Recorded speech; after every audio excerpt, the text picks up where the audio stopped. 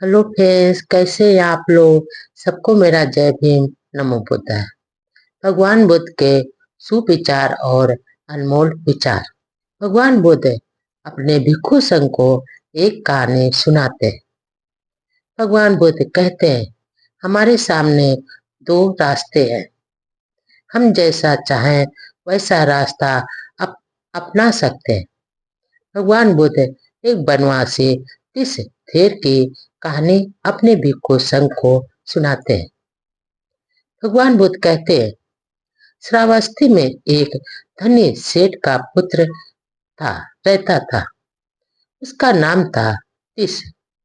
उसने 7 साल की उम्र में ही प्रज्ञा हासिल कर ली थी और वह सामने बन गया था। सारपुत्र ने उसे प्रज्ञा दिलाई थी। भगवान बुद्ध से उसने ध्यान की पद्धति सीखी और उसमें पूरी लगन से लग गया। वह बिहार छोड़कर जंगल चला गया। लोग उसे बनवासिक जिसके नाम से जानने लगे।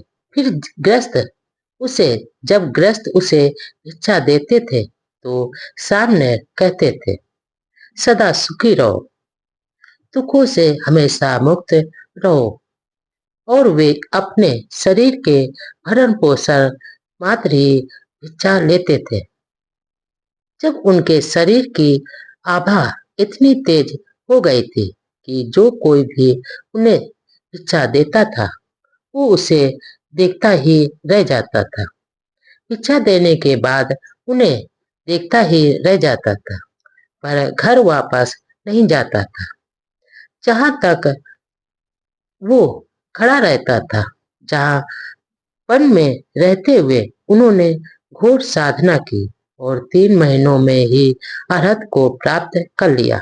आगे भगवान बुद्ध कहते हैं कि तीस थेर के गुणों से आते प्रभावित होकर वीर गढ़ सारपुत्र महामोगलान महाकश्यप अनुरुद्ध उपाली और पूर्ण आदि अपने भिक्षुओं के साथ इससे मिलने को गए यानी पधारे।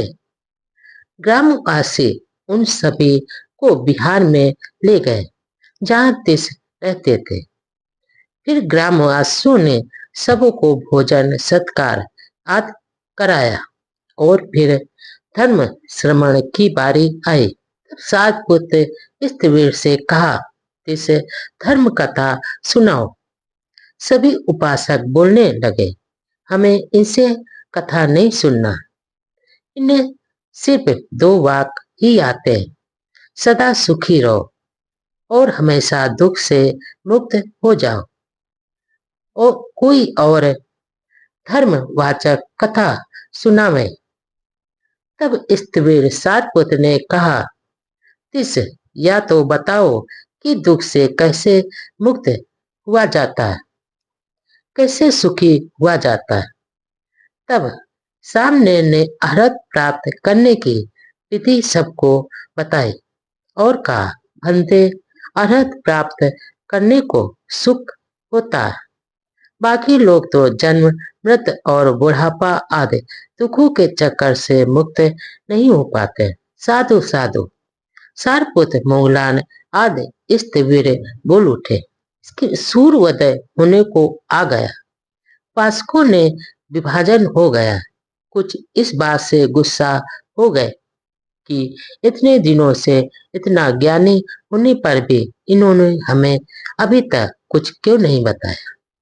अन्य सामनेर के प्रवचन सुनकर बहुत वो संतुष्ट थे। इसके बाद शास्ता ने अपनी अंतर्दृष्टि से देखा तो अगर नरात्मक विचारों वाले उपासकों को समझाकर सही रास्ते पर नहीं लाया गया तो वे अपने लिए गलत कर्म का सृजन कर बैठेंगे।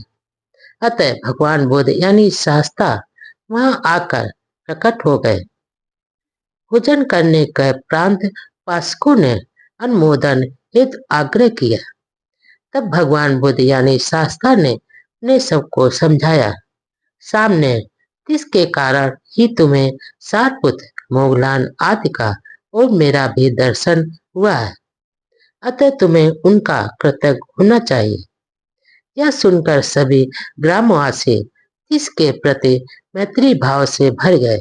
इसके बाद धर्म सभा में चर्चा चलने लगी कि तिसको सैकड़ों कम्बल और चीवड़ दान में प्राप्त हुए, पर उन्होंने सिर्फ जीवन चलाने मात्र ही चीजें ली। उनका त्याग अनूठा था। तब शास्त्र ने यह गाथा कही थी।